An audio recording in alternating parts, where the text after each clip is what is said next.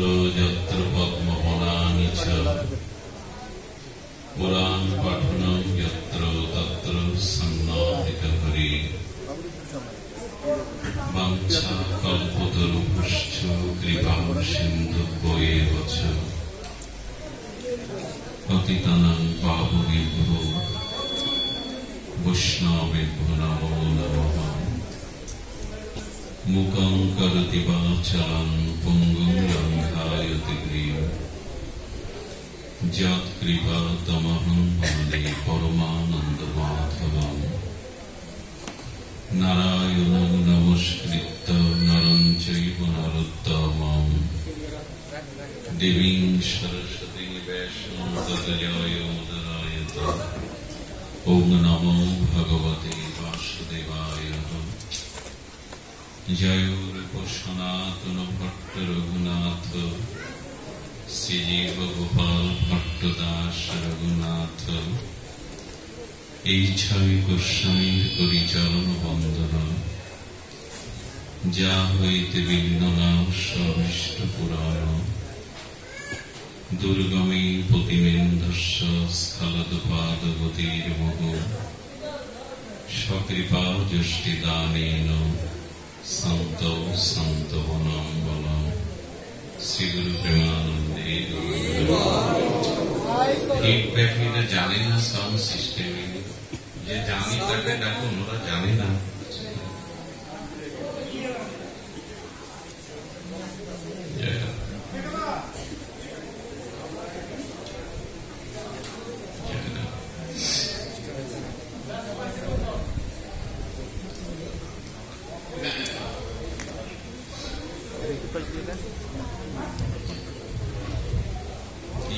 ওই সাইড দিয়ে দেন, ওই সাইড দিয়ে দেন।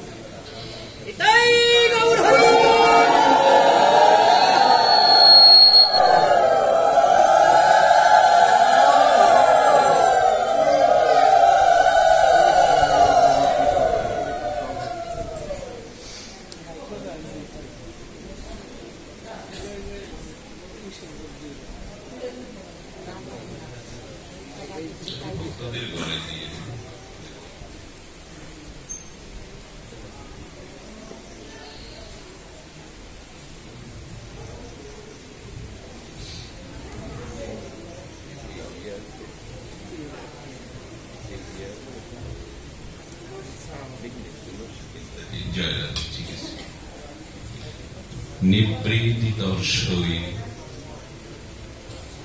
রূপগীয় মানত ভব ঔষধত সূত্র মনোভিরামত। ক উত্তম শ্লোকা গুণানুবাদ প্রমাণ বিরাজিত বিনা পশুঘাতি। কলিযুগ পাবন অবতার পরম প্রেমময় প্রেম পরদত্ত শিবা রাসবিলাসের চরম পরিণতি প্রেম বিবর্ত বিলাস শ্রীমন্তী পরম কারুণ্য ঘন প্রেম ঘন শ্রীবিগ্রহ শ্রী শ্রী গৌর নিত্যানন্দের অপর অনুকম্পায় শ্রী শ্রী রাধা মাধবীর অহিত করুণায়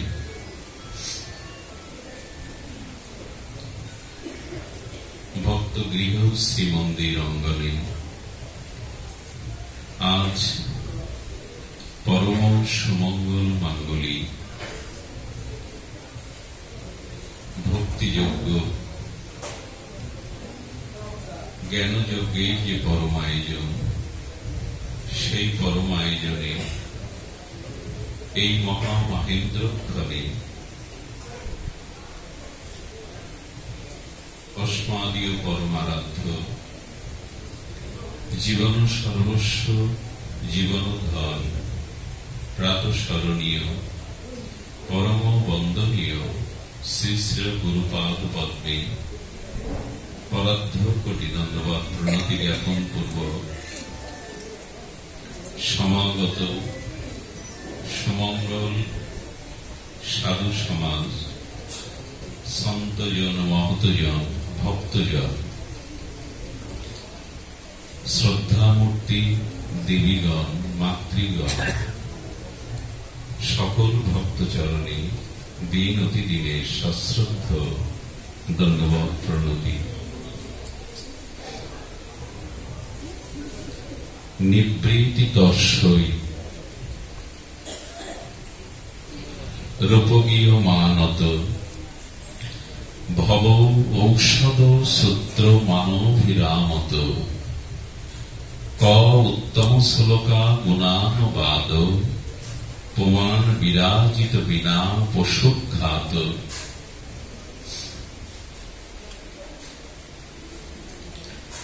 দেখুন, ভাগবত বলছেন,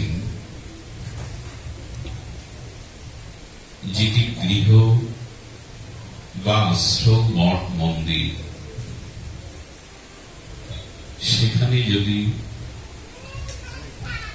শুদ্ধ ভক্ত করতে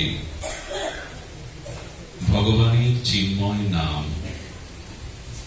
এবং ভগবানের নাম রূপ লীলা গুণকথা হরিকথা আলোচিত না হয়, তবে সেই স্থান মঠ, মন্দির, আশ্রম, গৃহ হতে পারে, কিন্তু সেখানে মানুষ গতাগতি করলেও তাদের চিত্তে, তাদের মনে, তাদের স্বভাবে যে সুসংস্কারের পরিবর্তন কোনদিনই আসবে না। সেই স্থান হতে পারে মঠ, মন্দির, হতে পারে গৃহ, আশ্রম, কিন্তু হরিকথা, হরিনাম, ভগবানের দিব্য নাম সংকীর্তন, হরিকথা যেখানে গুণানুকথন হয় না, আলোচনা হয় না, সে স্থান বাইরে দিয়ে যতই মহিমান্বিত হোক, সেখানে গেলে কারো চিত্তের পরিবর্তন সম্ভব নয়। যেখানে হরিকথা, যেখানে দিব্য চিন্ময় হরিনাম, গুণকীর্তন হয়, পরস্পর মিলিত হয়ে ভগবানের দিব্য গুণকথা পর্যালোচনা, আলোচনা হয়, সেই স্থানটি বড় পূত পবিত্র হয়ে ওঠে। সেই স্থানের বাতাবরণ কিছু চিৎকণা ছড়িয়ে পড়ে, অনুভূতিকণা ছড়িয়ে পড়ে। সেখানে যে ব্যক্তি যাক, তার চিত্ত একটা সৎভাবে আক্রান্ত হবে যদি সেই স্থান হরিকথা, হরিনাম পূর্ণ হয়। তা হলে হবে না, যতই মঠ, মন্দির, আশ্রম হোক। ভগবান শঙ্কর তিনি নন্দেশ্বরে যাচ্ছেন, সাথে আছেন জগৎমাতা পার্বতী। ভগবান শঙ্কর নন্দেশ্বরে যেতে যেতে তিনি একটি লোকালয় শূন্য একটি স্থানকে বারংবার প্রণত করছেন, প্রণাম করছেন, বন্দনা করছেন। কোন ব্যক্তি নাই, কোন প্রতিষ্ঠান নাই, একটি শূন্য স্থানকে ভগবান শঙ্কর বারবার প্রণাম করছেন, স্তুতি করছেন, বন্দনা করছেন। জগৎমাতা পার্বতী তার কারণ জিজ্ঞাসা করলেন। ভগবান শঙ্কর উত্তর দিলেন, বিগত 10,000 বছর পূর্বে এখানে মহাত্মারা করতে আর মহৎজন মিলিত হয়ে ভগবানের গুণগাথা আলাপন, আলোচনা, কীর্তন করেছিলেন। সেই রেণুকণাকে আমি প্রণাম করছি। সেই রেণুকণা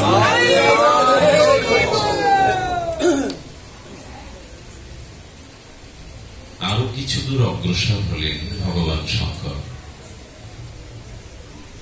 অগ্রসর হয়ে আরেকটি স্থানকে প্রণাম করছেন।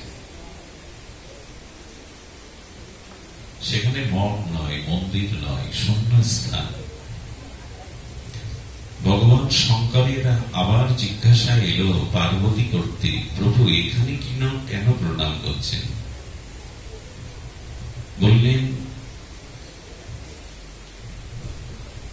এখান থেকে 10,000 বছর পরে এই স্থানটি ভক্ত কর্তৃক পরিবেষ্টিত হয়ে ভগবানের দিব্য হরিকথা পরিবেশিত হবে, তাই আগামী স্থানটাকে আমি প্রণাম করছি। ভগবান শঙ্কর যেখানে ভগবানের নাম রূপ দিব্য গুণকথা ভগবানের প্রিয় নিষ্কিঞ্চন ভক্ত কর্তৃক আলোচিত কীর্তিত হয়, সেই স্থানটির চিৎকণা এত চিন্ময় হয়ে ওঠে, তার মধ্যে যে কেউ প্রবেশ করলে তার চিত্ত একটা সৎভাবে ঈশ্বরীয় ভাবে আক্রান্ত হবে। এজন্য ভাগবত বলেন, যদি স্বর্গে বা বৈকুণ্ঠে হরিকথা না থাকে, ভগবানের নির্মল চিত্র শুদ্ধ ভক্তগণ বাস না করে, সে স্থান স্বর্গ হলেও আমি কামনা করি না, আমি প্রার্থনা করি না। নিবৃত্তি তৎসই, যারা এই অনন্ত বিশ্ব ব্রহ্মাণ্ডের মোহমায়াতে নিবৃত্ত হয়েছে, সম্পূর্ণ মায়াকে ছেদন করেছেন, মোহ অন্ত হয়েছে, সেই মুক্ত পুরুষগণ ভগবানের পার্শ্বদগণেরও হরিকথা অতীব প্রিয়। যারা ত্রিগুণাতীত হয়েছেন, মৃত্যুঞ্জয়ী মহাপুরুষ হয়েছেন, যারা মায়াকে জিতে নিয়েছেন, যাদের মোহ অন্ত হয়েছে, এদেরও হরিকথা প্রিয়, এদেরও হরিকথা প্রিয়। রূপকীয় মানত, তারা ভগবানের নাম রূপ লীলা গুণে তাদের চিত্ত বড় দ্রবীভূত হয়। ভব ঔষধম সূত্র।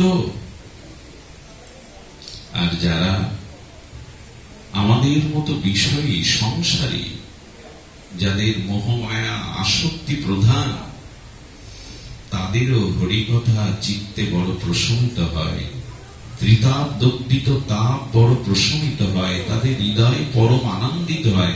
আমরা হরিকথা শুনতে আসি কেন জানেন? আমার মতো মাদি সজীব সংসারী বিষয়াসক্তি এখানে এসে কি পায়? বলেন, যা সে অর্থবিত্ত সংসার মধ্যে পায়নি, অন্তরের সেই নিবিড় শান্তি, অত্যান্তিক শান্তি, সেটা হরিকথার মাধ্যমে আত্মা বড় তৃপ্ত হয় বলে বিষয় লোকের বিষয় লোকের হরিকথার সাথে সম্বন্ধ কি? তারা তো বিষয় নিয়ে মেতে আছে, তাদের ভগবানের সাথে চিন্ময় কোন সম্বন্ধ রচনা হয়নি, তবু তারা আসে কেন? হৃদয় একটা অনাবিল প্রশস্তি বা আনন্দ পাওয়া যায় হরিকথায়। এই যে বিষয়ী লোক হরিকথাতে চলে আসে। ভাগবত বললেন, ক উত্তম শ্লোকা ভগবান উত্তম শ্লোক ভগবানের গুণানুবাদ, তার দিব্য নাম রূপ লীলা কার ভালো লাগে না? প্রমাণ বিরাজতে বিনা প্রসংখ্যাত। আমার মনে হয় যারা পশু হত্যা করে জীবিকা নির্বাহ করে, পশুর রক্তে রঞ্জিত হয়ে জীবিকা নির্বাহ করে, একমাত্র তাদের ছাড়া হরিকথা সকলের ভালো লাগে। এই পশুঘাতী কারা? ভাগবতের এই প্রতিবদ্ধ পশুকে এবং এই পশুঘাতী কারা? যাদের ভগবানের উত্তম শ্লোক গুণানুবাদ যাদের প্রিয় হয় না। দেখুন, শাস্ত্রে পশুর বর্ণনা করেছেন ভাগবতে। কে এই পশু? আর এই পশুঘাত কে? যার উত্তম শ্লোক ভগবানের গুণগাথা রুচিকর হয় না। তো সেখানে বললেন, অনন্ত জন্মব্যাপী যাদের চিত্ত সংসার মায়াতে আসক্তিতে আবিষ্ট হয়ে আছে, যাদের দিব্য চেতনার উন্মেষ হয়নি, যারা সদ্গুরুর চরণাশ্রয় পূর্বক বিশুদ্ধ ভক্ত সঙ্গে তাদের জীবনের অন্ধকার অজ্ঞান অবিদ্যা দূর করার চেষ্টা করেনি, যে মানুষ শুধু সংসারের ভোগ বিলাস আর ভোগ নিয়েই যাদের এই জগতে গতাগতি, যে মানুষ আত্মজ্ঞান শূন্য, গুরু কৃপা শূন্য, ভজনবিহীন, এই মানুষকেই বলেছে ধর্মহীনাবি পশুবি সমানা। যাদের ভজন নেই, যাদের শ্রীগুরুচরণ আশ্রয় নাই, যারা এই মায়াময় সংসার থেকে, অবিদ্যা থেকে মুক্তি চায় না, যারা সংসারের প্রপঞ্চকে নিয়ে মেতে আছে যুগ যুগান্তর, জন্ম জন্মান্তর, পুনঃ পুনঃ জন্ম মৃত্যু চক্রে যারা আবিষ্ট হয়ে আছে, কখনো পশু জন্ম, কখনো ভোগের জন্ম, এই জন্ম জন্মান্তর ভজনবিহীন যাদের ভোগাসক্তি প্রবল, এই ধর্মহীন ব্যক্তি হল ভাগবতের প্রতিপাদ্য পশু। ধর্মহীনাবি পশুবি সমানা। আর তিনি কি করছেন না, তিনি এই জন্ম মৃত্যু চক্রে আর তিনি নিজেকেই নিজে হত্যা করছেন। আত্মহত্যা কাকে বলে? আত্মহত্যা মহাপাপ। আমরা প্রায়শ বলি, যারা ট্রেনে গলা দেন, যারা বিষ ভক্ষণ করেন, যারা রশি ঝুলিয়ে আত্মহনন করেন, আমরা বলি আত্মহত্যা। প্রকৃত আত্মহত্যা এটা নয়। আত্মহত্যা কাকে বলে? ভাগবত বলেছেন, হৃদেহ আত্মং সুলভং সুদুর্লভং পলবং সুকল্প শ্রী গুরু কর্ণ ধারণম ময়া অনুকূলেন নবস্য তেইতাং পুমাং ভবদ্দীর্ণতরে সৎ আত্মাহা। ভাগবত বলছেন, দেবতাদের দুর্লভ, সুদুর্লভ, এই মনুষ্য জন্ম পাওয়াটা বড় সুদুর্লভ। নিরিদেহ আত্মং, নিরি মানে মানুষ, মানুষের এই দেহটাই অন্তিম জন্ম এবং আদ্য জন্ম, প্রথম জন্ম। এই জন্ম দিয়েই প্রেম ভক্তি লাভ করে সংসার চক্র, জন্ম মৃত্যু চক্র হতে মুক্তি পাওয়া যায়। অন্য কোন জন্মে এটি সম্ভব নয়। এই এমনও দেবদুর্লভ জন্মটা আমরা সুলভে পেয়েছি ভগবত কৃপায়।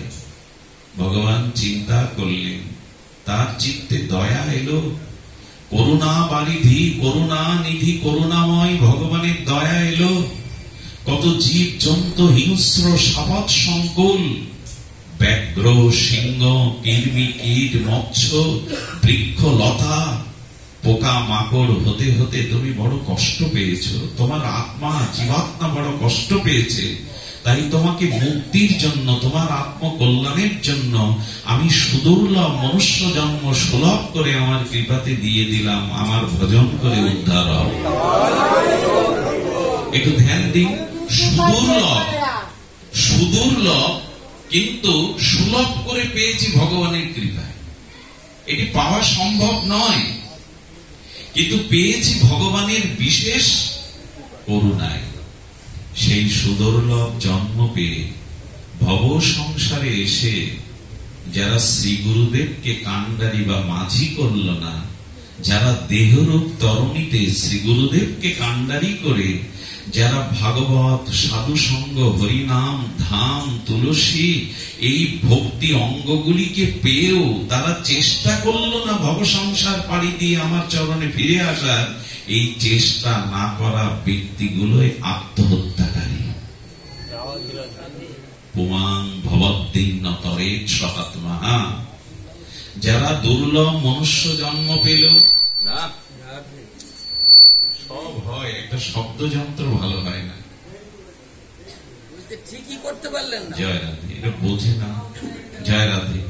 লক্ষ্য করুন, বলছেন যে শ্রীগুরু কান্ডারি পেলেন, দেহরূপ তরণী পেলেন, গীতা ভাগবত পেলেন, সাধুজন পেলেন, হরিনাম পেলেন, ভাগবত কথামৃত পেলেন, নবদ্বীপ ধাম পেলেন, বৃন্দাবন ধাম পেলেন, শ্রীক্ষেত্র পেলেন। এইসবগুলি পেয়েও যারা আমার অনুকূল বাতাসে দেহরূপ তরণীতে শ্রী গুরুদেবকে কান্ডারি করে উদ্ধার হওয়ার চেষ্টা না করলো, এরাই আত্মহত্যাকারী।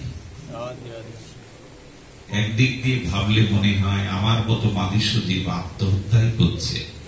এত অনুকূল পরিবেশ পেয়েও এত বিবেক পেয়েও, এত সাধু সঙ্গ পেয়েও নিজের উদ্ধারের যারা চেষ্টা করেনি তারা আত্মহত্যাকারী।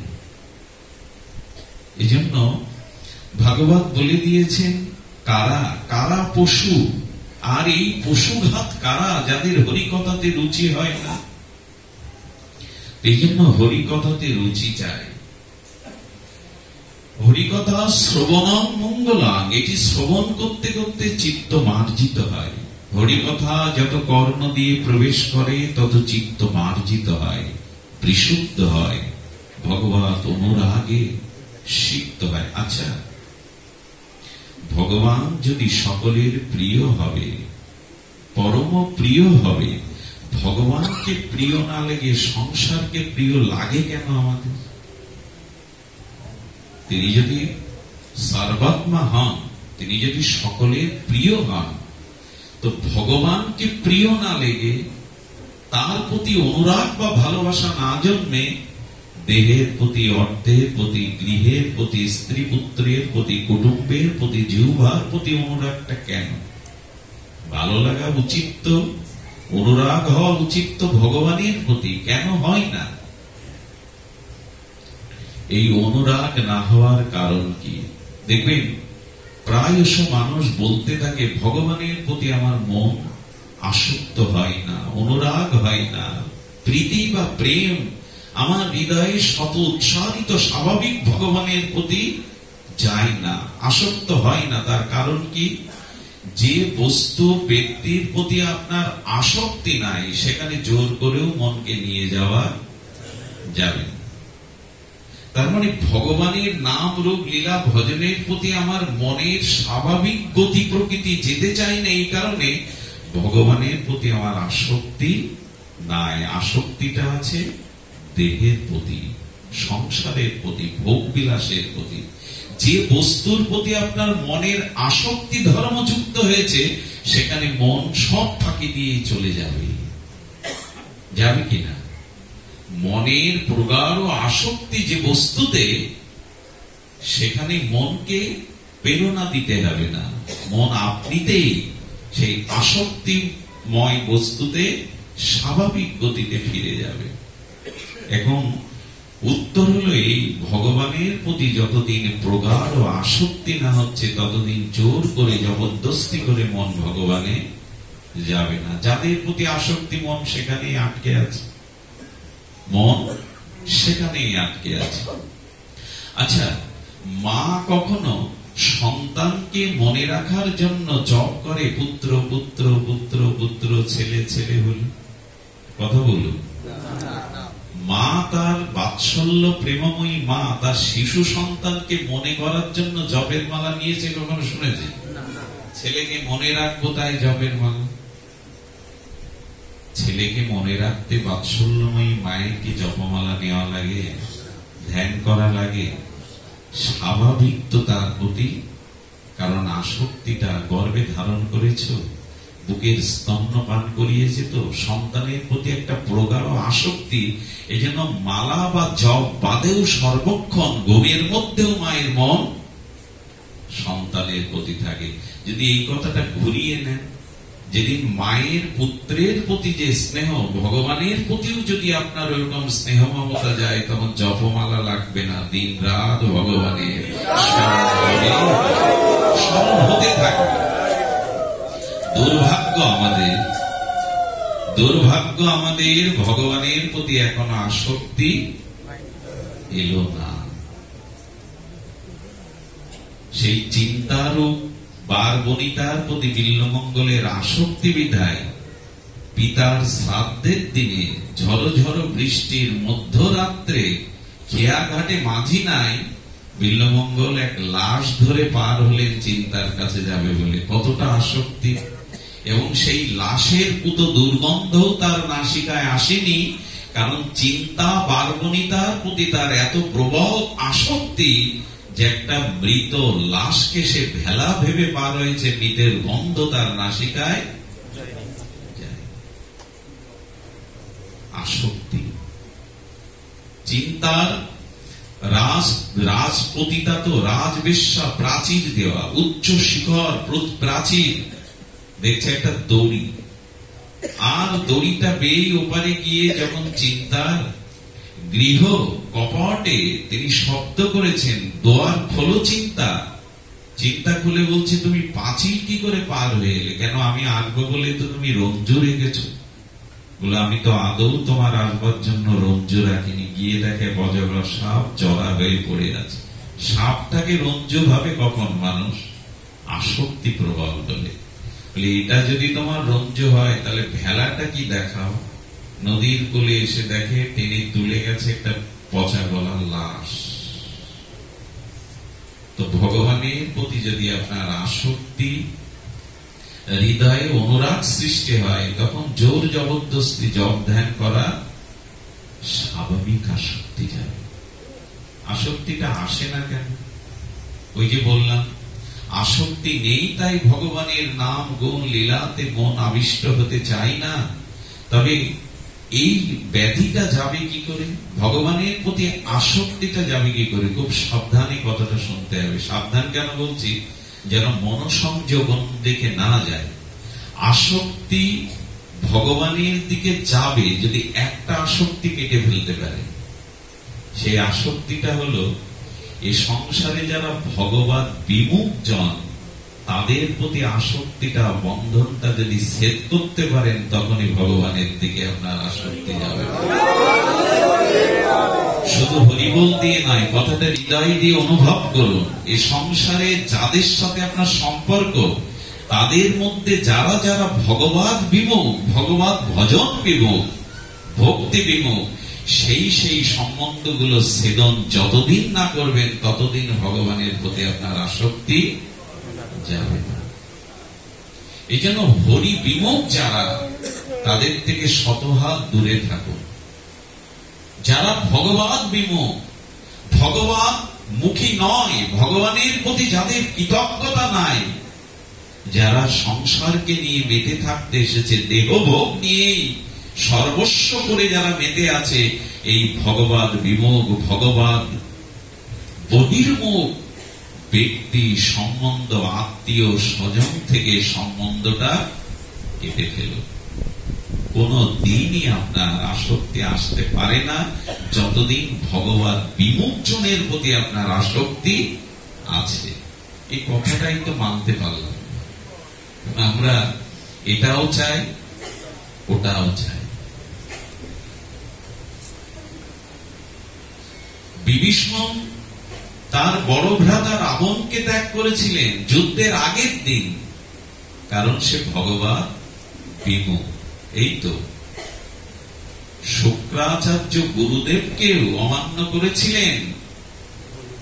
বলি মহারাজ যে ভগবান যদি আমার দুয়ারে কিছু চাইতে আসে, আমি তাকে ফিরাতে, গুরুদেব আজকে আপনার বাক্য আমি রক্ষা করতে, তাতে যদি আমি শ্রীভ্রষ্ট হই, সবকিছু ধ্বংস হই, তবু ভগবানকে আমি ফিরাতে পারবো না। গুরুদেবের সাথে গুরুদেবের আদেশকে লঙ্ঘন করলেন।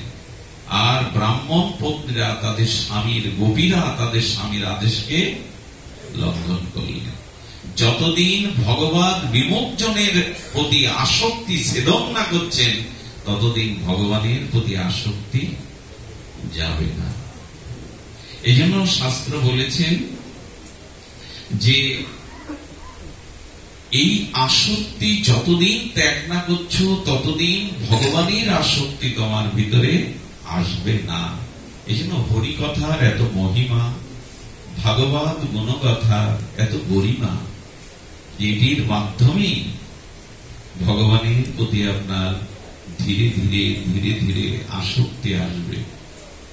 শুধু ভক্তগণ দেখুন, যখন হরিকথাতে রুচি হবে না আপনার, তখন আপনার অবস্থা হবে মিন বা মাছের মতো।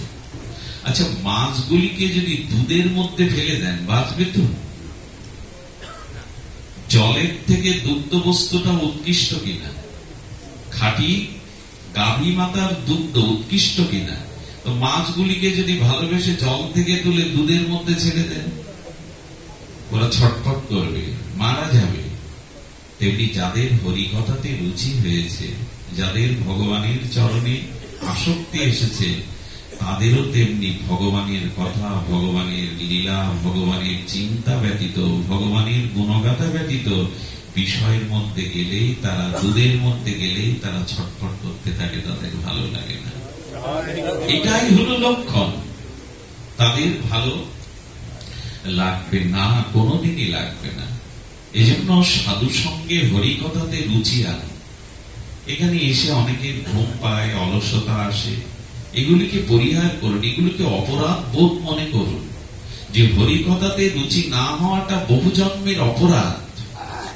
হ্যাঁ, হয়তো ভরি মঙ্গল আরতিতে উঠেছেন, সারাদিন পরিশ্রম করেছেন, নিদ্রা আসতে পারে, কিন্তু ভালোবাসা বা প্রেম যদি হৃদয়ে আসে তবে জীব খুব সতর্ক হয়ে যায়।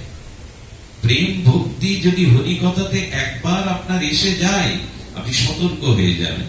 এই জন্য সাবধানে মহন্ত বচন শুনতে হয়, হরিকথা বড় সাবধানে শুনতে হয়। দেখুন, যদি সাধু সঙ্গে ভজন হতে থাকে, হরিকথা শ্রবণ কীর্তন হতে থাকে, তখন অনর্থ নিবৃত্তি আপনার হবেই।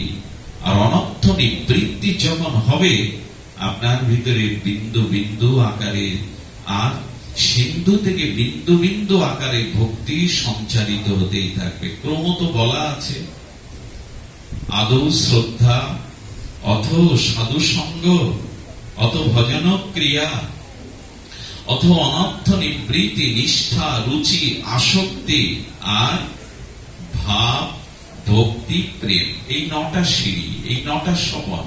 প্রথমে শ্রদ্ধা, দ্বিতীয় সাধু সঙ্গ, তৃতীয় হরিকথারূপ হরিনামরূপ ভজন ক্রিয়া, চতুর্থ অনর্থ নিবৃত্তি, পঞ্চমত নিষ্ঠা, তারপরে রুচি, তারপরে আসক্তি, তারপরে ভাব, ভাব পরিপক্ক দশায় ভক্তি বা প্রেম। এই সিঁড়িতে প্রথম পা দিতে হবে, প্রথম বিন্যস্ত করতে হবে নিজেকে শ্রদ্ধায়। শ্রদ্ধার পরে সাধু সঙ্গ, সাধু সঙ্গতে ভজন, হরিকথা, হরিনাম গ্রহণ। আচ্ছা, এই ক্রিয়ার দ্বারা আপনার চিত্তে এতদিনই বিন্দু আকারে সিন্ধু থেকে ভক্তি প্রবেশ করেছে কিনা বুঝবেন কি করে? খুব মার্মিক কথা। আপনার মধ্যে এ যাবৎ কাল হরি ভজন করে সদ্গুরুর চরণাশ্রয় পূর্বক হরিনামের মালিকা গ্রহণ করে তুলসী দাদার সঙ্গে উদ্ধপুণ্ড তিলক দিয়ে আপনার ভিতরে কিঞ্চিত ভক্তি সঞ্চিত হয়েছে কিনা, এটা বুঝবার উপায় কি? কি করে বুঝবেন যে আপনার চিত্তে ভক্তি দেবী হৃদয় সিংহাসনে কিঞ্চিত প্রবেশ হয়েছে কিনা? এটা বুঝবার উপায় হলো তখন কি হবে জানেন? একজন ভক্তিমানী সাধক, রামানুজাচার্যের সম্প্রদায়ের সাধক, একটা ঘরে কোন রকমে পাটা বিছিয়ে শুয়ে পড়ে ভজন করছে। বৃষ্টি ধরেছে, আর রাতের প্রথম প্রহরে সে মনে করেছে বৃষ্টির মধ্যে কোন পথিক যদি এসে যায় তাহলে তো দুজন এখানে শয়ন করা যাবে না, দুজন বসেই ভজন করব। বৃষ্টির মধ্যে কোন আগন্তুক প্রতীক কষ্ট পেয়ে আসতে পারে, তার চিন্তাটা আগে এসে গেছে। নারায়ণ নারায়ণ বলতে বলতে একজন যে এসেছে বলছেন আপনি ভেতরে আসুন। দুজন তো শোয়ানো যাবে না, বসে বসেই নারায়ণ নারায়ণ শুরু করেছে। আবার মনে হচ্ছে তৃতীয় ব্যক্তি যদি আসে, যদি তৃতীয় ব্যক্তির প্রবেশ ঘটে তখন তিনজন তো বসাও এখানে যাবে না, তো তিনজন উঠে দাঁড়িয়ে ভজন করবো সারা রাত, তাতে আর কি হয়েছে? তিনজন আরেকজন পথিকে আসার সাথে সাথে বলে আসো আসো আসো বলে তিনজন নারায়ণ নারায়ণ বলে জপ করতে শুরু করেছে। আবার মনে হয়েছে যদি আরেকজন আসে, যদি আরেকজন আসে তো কি করবো? বললো কি আর করবো, নিজেরা কষ্ট সহিষ্ণু স্বীকার করেই চারজন দাঁড়িয়ে দাঁড়িয়ে সারা রাত ভজন করবো। বলতে বলতেই নারায়ণ নারায়ণ বলে আরেকজন এসেছে। তো যেখানে একজন শয়ন করতে পারে না চারজন, সেখানে সারা রাত যখন গায়ে গা দিয়ে আর কষ্ট সহিষ্ণু হয়ে থাকলো, কিন্তু আর তিনজন দেখলো চতুর্থ জন আসার সাথে সাথে তাদের শরীরের আর কোন ক্লেশ বা কষ্ট নাই। একটা দিব্য গন্ধ, দিব্য আনন্দ, হৃদয়ে শতরিৎসরিত ঝর্ণার মতো আনন্দ ধারা বইছে। রাতটা কোথায় পরমানন্দে কেটে গেল বুঝতে পারেনি। সকালে সূর্যের আলো হওয়ার সাথে সাথে দেখলেন চতুর্থ জন আসলে নারায়ণ নিজেই এসেছিলেন, নিজেই এসেছেন। ভক্তি আপনার ভিতরে প্রবেশ করেছে কিনা বুঝবার এই উপায়। তখন একা আপনি ভোগ করতে চাইবেন না, সবাইকে আশ্রয় দিতে, সবাইকে শান্তি দিতে আপনার মনে সুখ চাইবে। বোঝা গেল? যখন নিজের সাথে সাথে আপনি অন্যের কথা ভাবতে শুরু করবেন, অন্যের কল্যাণ, অন্যের মঙ্গল, অন্য জীবগুলিও ভগবানমুখী হোক, তারাও শান্তি লাভ করুক, এই ভাবনাটা উদয় হয়েছে মানেই জানবেন কিঞ্চিত ভক্তি দিবে আপনার হৃদয় সিংহাসনে। আমি একাই বক্তা হব, একাই আমার নাম আকাশে বাতাসে ছড়াবে, একাই আমি রাজত্ব করব, জানবেন ভক্তি যা ছিল তাও হৃদয় থেকে সব চলে গেছে। আচ্ছা, ভক্তি ভেতরে প্রবেশ করেছে বুঝবার আর একটা উপায় আছে। উপায়টা কি? যারা ভজন করে না, খুব মন দিয়ে শুনুন, যারা ভগবত ভজন করে নিষ্কপটে, তাদের এই ভজনের সাথে সাথে কিছু সিদ্ধি এসে পড়ে। সিদ্ধি মানে বোঝেন তো? সিদ্ধি মানে সে যেটা মনে করবে, কারোর জন্য প্রার্থনা করবে, সেই তার বাসনাটা পূর্ণ হবে। একে বলে সিদ্ধি। অনিমা, লঘিমা, গরিমা, অষ্টাদশ প্রকার সিদ্ধি আছে। কয় প্রকার? 18 প্রকার। কবিরাজ কৃষ্ণ গোস্বামী বলছেন, সে ছোট হতে পারে, বৃহৎ হতে পারে, হালকা হতে পারে, ভারী হতে পারে। আশীর্বাদ করলে সন্তানিনা সন্তান হতে পারে, দুরারোগ্য ব্যাধি নিরাময় হতে পারে। ভক্তি যেই আপনার হৃদয়ে আসবে, সে আপনার ভিতরে কিছু সিদ্ধি এসে যাবে। সিদ্ধি মানে, এদিকে ধ্যান দিন, সিদ্ধি মানে কি? সিদ্ধি মানে আপনার ভিতরে কিছু মহিমা প্রকাশ হবে। মহিমা প্রকাশ মানে তার প্রতি মানুষ আকর্ষিত হবে, তার মুখের কোন বাক্য, তার আচরণের দ্বারা অন্যের কোন মনোবাসনা, ইচ্ছাগুলি পূর্ণ হতে থাকবে। কিন্তু ভক্তি আপনার ভিতরে প্রবেশ করেছে। ভক্তি যদি অমৃত হয়, তো অমৃত যার মধ্যে এসেছে তার ভিতরে কিছু তো লক্ষণ প্রকাশ হবেই। আপনি কিছু আহার করলেন, তো আহার্য বস্তুটা যদি অতি উত্তম হয়, পুষ্টিকারক হয়, ভেতরে গেলে একটা ক্রিয়া করবে না, আপনার সন্তুষ্টি হবে, ভিতরে একটা প্রসন্নতা আসবে। তো ভক্তি যদি অমৃত হয়, আপনার হৃদয়ে আসে, তার তো একটা লক্ষণ দেখা দেবে। সেই লক্ষণটা কি? সিদ্ধি আসলেও ভক্তিযুক্ত সাধক কখনো সিদ্ধির দিকে দৃষ্টি, নিজের নাম, নিজের যশ, নিজের খ্যাতি, নিজের উচ্চাসন, বা কিছু একটা বলে দিলাম কেটে গেল, বৃষ্টি এখন আসবে না, আপনারা বসে থাকুন, এলোই না, বাবা ইনি তো মস্ত বড় সাধু, ওনাকে নিয়ে আমি মানত করেছিলাম, আমার ইচ্ছাটা ভগবান পূর্ণ করেছে। তার মানে ভক্তি আসলেই কিছু সিদ্ধি আপনার মধ্যে আসবে। কিন্তু 99% ভক্তি দেবীর কাছ থেকে, হৃদয় থেকে ভক্তি দেবী চলে যায় যখন কোন প্রগতিশীল ভজনশীল ভক্ত ওই সিদ্ধিকে নিতে চায়। যখনই সিদ্ধি নিতে চায়, তখন এই হৃদয় আসন থেকে ভক্তি দেবী বহু দূরে বিদায় নিয়ে যায়। আপনি ভক্তি চান, ভক্তির মাধ্যমে সিদ্ধি আসবে। কেন জানেন? রাজরানী যেদিকে যায়, মহারানীর সেবিকাও তো সেদিকে যাবে, যাবে না? তো ভক্তির দাসী হলেন সিদ্ধি। কি বললাম? ভক্তি দেবীর দাসীকে সিদ্ধি। সিদ্ধি মানে আমি যা মনে প্রকাশ করছি, যা মুখে বলছি, কিছু অলৌকিক ঘটনা ঘটে যাচ্ছে। আমাদের বাংলাদেশে বিশেষ করে এই সিদ্ধির জ্বালায় ভক্তি দেবী অনেক দূরে সরে গেছে।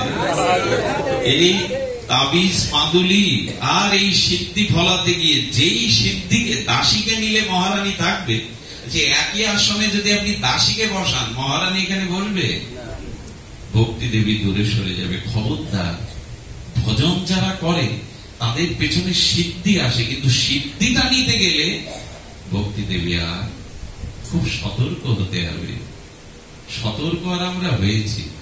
সাধু হতে পারলে যদি একটু সিদ্ধি না দেখাতে পারি, বেশি দিন এই রাজ্যে আর চলবে না। খবরদার, সিদ্ধি অন্য কিছু নয়।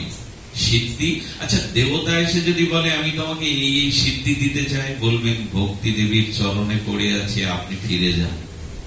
তখনই বোঝা যাবে আপনার ভিতরে ভক্তি এসে। দেব দেবী মহাত্মারা অলক্ষ্যে যদি বলে আমি তোমাকে এই সিদ্ধি দিতে চাই, বললেন আপনি আপনার জায়গায় থাকুন, ভক্তিকে আমার হৃদয়ে থাকতে দিন। আগেকার দিনে শুনতাম সাধু হতে গেলে একটু কবিরাজি জানতে হয়, জ্যোতিষ শাস্ত্র জানতে হয়, ঝাড়ফু জানতে হয়। এগুলো সাধুর কাজ না, সাধুর কাজ এগুলি না। জাদুকরি কাজ সাধুর হতে পারে না। সাধু এগুলি কখনোই ফেসে যাবে না, তাতে তার হৃদয় থেকে ভক্তি দূরীভূত হয়ে যাবে। এই জন্য দাসীকে না নিয়ে মহারানীকে হৃদয়ে নেন। দাসীকে কেন নিতে যাবে?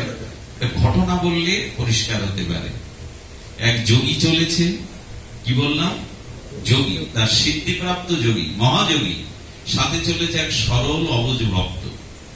দুইজনে যেতে যেতে কিছু পথ আর কাঠ খড় পুড়িয়ে তপ্ত রৌদ্রে চলতে চলতে যোগী বলছেন আমার পিপাসা লেগেছে, সঙ্গে সঙ্গে সরল ভক্তটা বলছেন আমার গোবিন্দেরও পিপাসা লেগেছে। বুঝতে পারছেন? ও বলছে আমার গোবিন্দের পিপাসা লেগেছে, যোগী বলছেন আমার পিপাসা লেগেছে। সামনে একটা কুয়ো দেখলেন, শীতল জলের কুয়ো। যোগী গিয়ে দেখছেন কুয়োর জলটা অনেক নিচে। উনি হাতটা বাড়ালেন, বিড়বিড় করে কি বললেন, হাতটা 10-20 হাত লম্বা হয়ে গেল, কুমন্ডল দিয়ে জল তুলে পান করলেন। ভক্তকে বলছে তুমি তো ভক্ত, বললে তোমার গোবিন্দের পিপাসা লেগেছে, তো তুমি একটু সিদ্ধি খাটাও। ভক্ত তখন কাঁদতে বসেছে, আমি তো সিদ্ধি জানি না।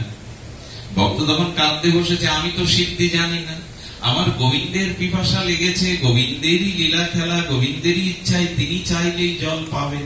আমি বাবা কোন সিদ্ধি? তবে আর এতদিন করলে নাকি গোবিন্দ গোবিন্দ করে করলে কি যদি কোনো সিদ্ধিই না আনতে পারো?